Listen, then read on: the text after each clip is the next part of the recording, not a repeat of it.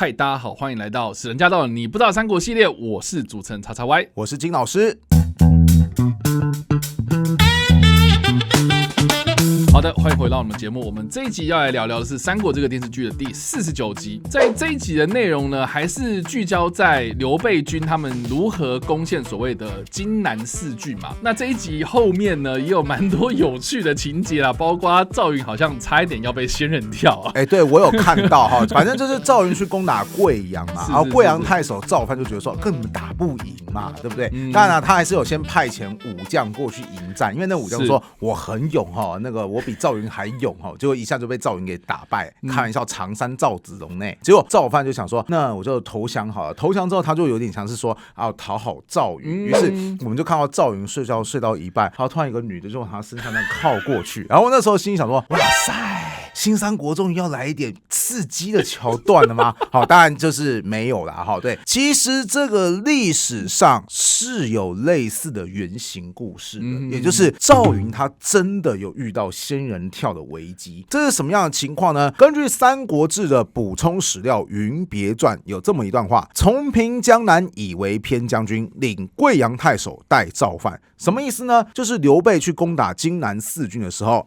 首先赵云被升的第一个官职叫做偏将军，这算是军衔哈。然后呢，实际政务呢也有获得重用，他就去担任新攻略下来的贵阳郡太守。那原本的贵阳郡太守就是谁呢？叫做赵范。赵范这个时候呢，有一个嫂嫂叫做樊氏。这个嫂嫂呢，她的老公已经过世了。哎呀，说到这边，如果是曹操，他说竟有这等好事，我去攻打贵阳哦，闪开，闪开，闪开，我来。可惜今天不是曹丞相亲自前来哈。总之还是说回来，赵云这边哈，赵范有个寡嫂叫做樊氏嘛，对不对？史书这么形容，有国色，就是真的长得很漂亮。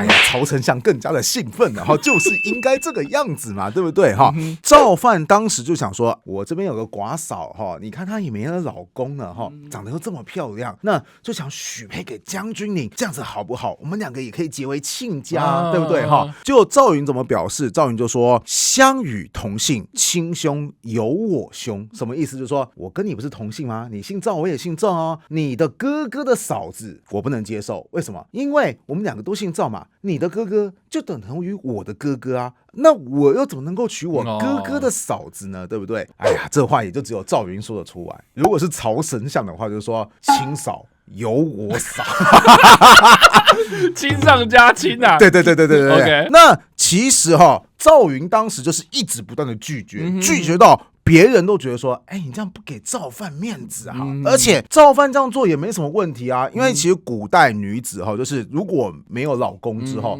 她本身也没有什么生产能力嘛，对不对？所以去娶一些魏王人，有的时候不是因为好色，而是说啊，我正好可以照顾魏王人一家，也算是一种德性。所以这边帮曹丞相来澄清一下，所谓魏王人孟德户，要知道咱们曹丞相是心怀大爱，对不对？ Okay. 人家哪是馋他的身体呢，对不对？我们曹丞相道德威望很高的哈。Okay. 好，我们已经捧完曹丞相，继续回来赵云这边哈。就有人就说，你就答应赵范也不会怎么样啊。结果呢，赵云就说：范破降耳，心未可测，天下女不少。什么意思？今天这个赵范他会投降，他其实是被我们刘备军的快速攻势给压迫的。我怎么知道他真实的心态怎么样？况且如果真的要娶妻的话，天下女子那么多，我何苦一定要娶赵范他的寡嫂呢？对不对？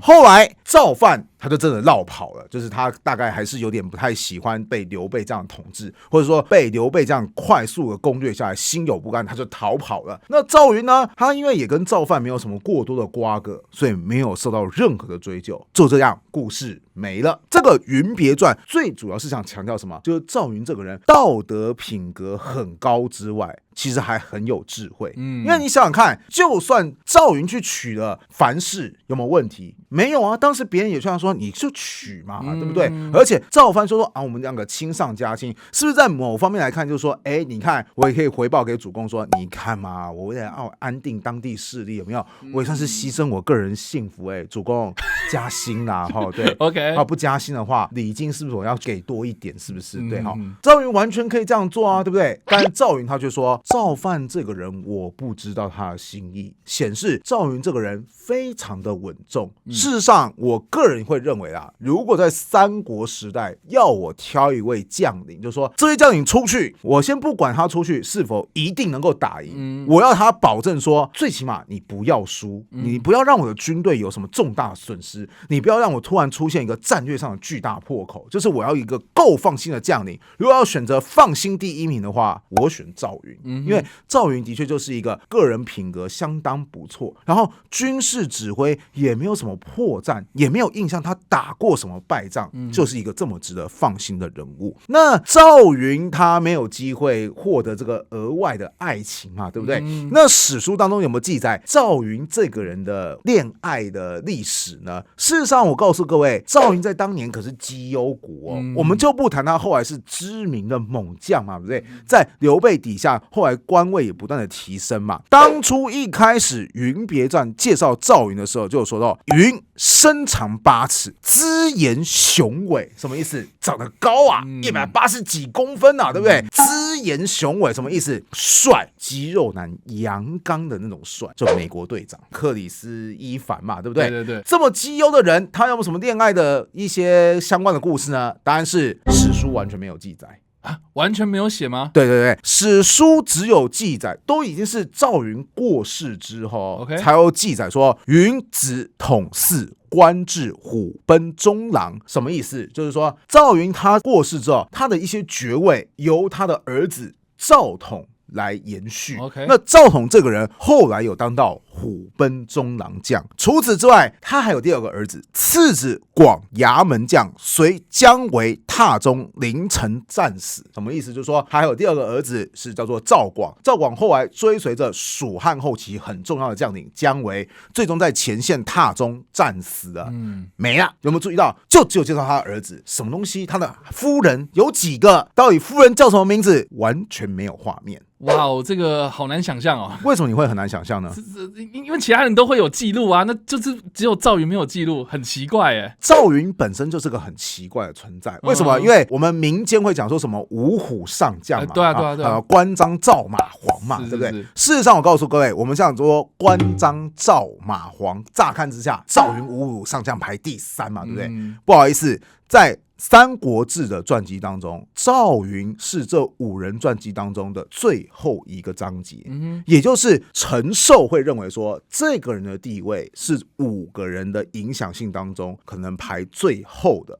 然后呢，陈寿这个人我说过嘛，就是写史非常的谨慎嘛，任何一点疑虑他都不用嘛，对不对？结果就导致赵云的传记多少字呢？几百字而已，一下就写完了。OK， 超级霹雳无敌无聊。要不是裴松之附录了一些《云别传》的记录，我真的只能说赵云在历史上的记录非常非常的空白。那你刚刚有说，有些人都会记录他们的爱情故事啊，对不对？像曹丞相的爱情故事就非常非常的丰富啊，很精彩啊，很精彩嘛，对不对？好，那是因为曹操或是什么刘备、孙权，他们都是所谓的君主，那君主影响性很大嘛，对不对？甚至就连他们所谓的配偶或是后宫，影响性也不一般嘛。所以陈寿他作为一个史家，他就觉得说，我有必要多记录一下，因为这些人影响性非常非常的大。那至于有一些武将呢，对他本身很有影响性，可是他老婆没什么影响性啊。我们之前有讲过嘛，古代女性其实地位是蛮低的，你看连名字都没有。古代女性最大的功用是什么？就是产后代啊。对啊，生儿子嘛。所以你看陈寿有没有写他影响？有啊。赵云有没有后代？有2个，就这样结束。你是不是听到这边就觉得说这个故事一点都不精彩啊，有点白期待，无聊，好无聊是不是？好，这样子啊，我负责任，我讲另外一个有趣的。OK， 我们前面开头不是讲说，这集的戏份当中，一个是赵云嘛，另外一个是张飞，因为张飞又领兵攻打所谓的零陵嘛，对不对？事实上呢，张飞的爱情故事就有被史书记载哦。根据史料，张飞大概是在官渡之战的时候，官渡之战，曹操主要是面对对手是北方的袁绍嘛，刘备呢作为当时袁绍的附庸势力，有去到曹操的南方地区，特别是汝南这一带建立势力，然后开始不断骚扰曹操的后方。所以呢，大概就是在这个时期，有一次张飞领兵的时候，就发现说怎么看到了一个小姑娘。根据魏略这个史料是说，初建安5年，时罢从妹年13、14，就是说曹魏后来很重要的一个将领叫做夏侯霸，他有个妹妹，当时13、14岁，在本郡出行巧采，出去外面砍柴。我其实很难想象，你是夏侯家，曹家的亲戚，怎么13、14岁还要出去外面砍柴呢？然后我们就不管为什么他要出去砍柴，只知道说非知其良家女，坠以为妻，产媳女为刘禅皇后。什么意思？人家出去砍柴，结果张飞遇到就说：哇，我知道你家世非凡，来跟我回家吧。从此以后，她就成为张飞的老婆了，而且生下来的女儿后来成为刘禅的皇后啊。这个我在打游戏的时候知道啊，张飞的女儿叫做星彩啊。对，张星彩嘛，对不对？事实上，后来真三国无双这个系列当中，越来越多代嘛，对不对？后来就还有新增夏侯氏这个角色，而且夏侯氏就是给人一种萌萌的、很可爱，因为她那13、14岁嘛，就是一个很娇俏的小姑娘。然后我就看到夏侯氏出现。那一代张飞的剧情当中，他就有夏侯氏嘛，对不对？好，夏侯氏还说，其实我喜欢上张飞大人了。张飞说，你有没有搞错？你喜欢我？因为张飞就是络腮胡嘛，大老粗嘛，大老粗嘛，对不对？然后结果夏侯氏说，对啊，其实我觉得张飞大人你非常的可爱呢。当时我就觉得说，哇，那个粉红泡泡出来啊，张飞必须死，你这个家伙，张飞必须死。但是其实这边就要说一下，历史上其实从来没有记录张飞的长相。你看赵云都还有说一下什么姿颜雄伟，就说人家是个帅哥，肌肉猛男帅哥。张飞是完全没有画面，所以我们想象当中那个黑环眼贼，就是那个眼睛超级大嘛，络腮胡嘛，都只是后世评书所加上的一些特点。毕竟你要讲一个人，你要让观众比较容易想象到画面。你要是完全不讲别人长相，大家就讲说张飞，大概就这个样子。但是你把他讲说只见一个人环眼燕须就是所谓的那个络腮胡，你就想象说这个人感觉出来就是个猛男来着。难怪他战斗能力这么猛。有一句话不是说吗？观众的想象力就是编剧的超能力。对，当时的演绎小说或是说书先生为了要吸引大家的注目，就会为一些人加上一些外观的特征。有些是历史真有记载，比方会说什么刘备那个什么手长过膝对不对？大耳贼嘛，对不对？这个是历史真的有记载。又说关羽说是什么眉髯公，就说那胡子特别的长。那是因为诸葛亮也的确称赞过关羽是个眉髯公，所以就说关羽特别的长。至于脸是红色的，很明显这是评书先生帮他加上去的，不然的话就是关羽有什么皮肤病记得要去看医生。对，我以前那个皮肤过敏也是会皮肤红肿啦。对，关二哥，我懂你。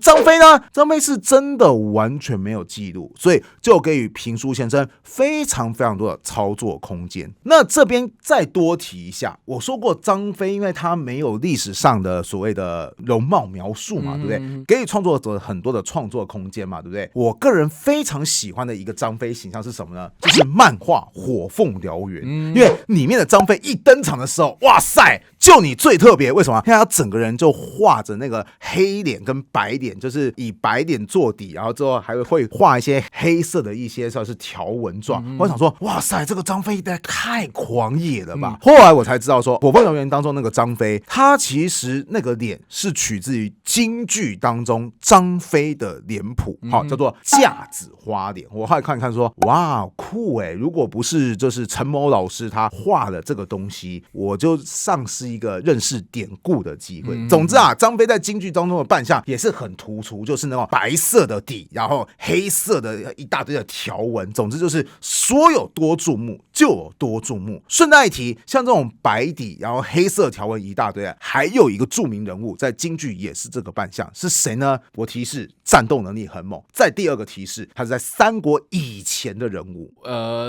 项羽。你答对了，就是项羽，他的脸谱其实跟张飞是很类似的，所以你以后在京剧当中，只要看到那种白底然后一大堆黑纹路的人，你就知道说这个人就是战斗能力最猛的象征。当然啦，还有一个人战斗能力也很猛啦，不过就只会有一个专属的脸谱，谁呢？关二哥。在京剧当中，就只有他的脸是涂成红色的，甚至有说演关二哥的人，他在台下是不可以说话的，然后要在戏都演完之后，拜完神明之后，你才可以讲话。毕竟我们都知道，虽然说关二哥跟张三哥他们两个是算是桃园三结义的兄弟嘛，对不对？但是张三爷他就是一般的武将，而关二哥后来怎么样，成为所谓的武圣，好，就是已经是神明了哈。不过说到张飞啊，你刚刚讲了很多张飞的八卦，我之前在查资料的时候也有查到一个蛮有趣的一道菜特别讲说这个东西叫做张飞牛肉对，你有听过吗？有，我查资料的时候也有查到这个资料，它这是在四川的一道名菜这是在四川阆中这个地方，就是当年张飞镇守的地方，所以当地人呢就说，我们有一道菜就是牛肉，为什么叫张飞牛肉呢？原因是因为这个牛肉它外面是有经过熏制的，所以是黑色的。OK 张飞这黑皮肤啊，我觉得说这张飞大概历史上张飞说用黑皮肤，所有黑皮肤都赖到我头上，对不对？这边就要讲到我跟张飞有类似方面的经验怎么说？大家也看到我的外观嘛，如果有机会看到我的外观，就是我的皮肤比较深色，是。那我以前很喜欢理那种很接近光头的那种平头 ，OK， 有的时候我就比较黑嘛，然后又理一个光头形象嘛，对不对？所以当有一些人用一些形容词来形容的时候，很多人就说就金泽义啊。比方说就是有音乐老师说我们今天来认识一个团体，他们是一个就是黑人团体，然后就很多人说黑人团体就往我这边看过来，我说干嘛，我又不是黑人。结果等到放出来的时候里面的黑人都是留光头，很多人就会起哄说金泽义你跟他们好像你也可以加入他们呢。我那时候就只好翻白眼，又来，只要稍微皮肤颜色黑一点都说这就是金泽义呀，头发短一点都会说他这是金泽义呀，对不对？这张三爷，我懂你的痛，对，我懂你。好的，以上呢，这个就是我们今天所分享的内容。我们介绍的是有关于张飞跟赵云的八卦故事。那不知道大家在听完这些八卦故事之后有什么样的想法呢？欢迎在留言区留言，我们来跟你做互动跟讨论哦。你不知道三国系列，我们下次再见，大家拜拜，拜拜。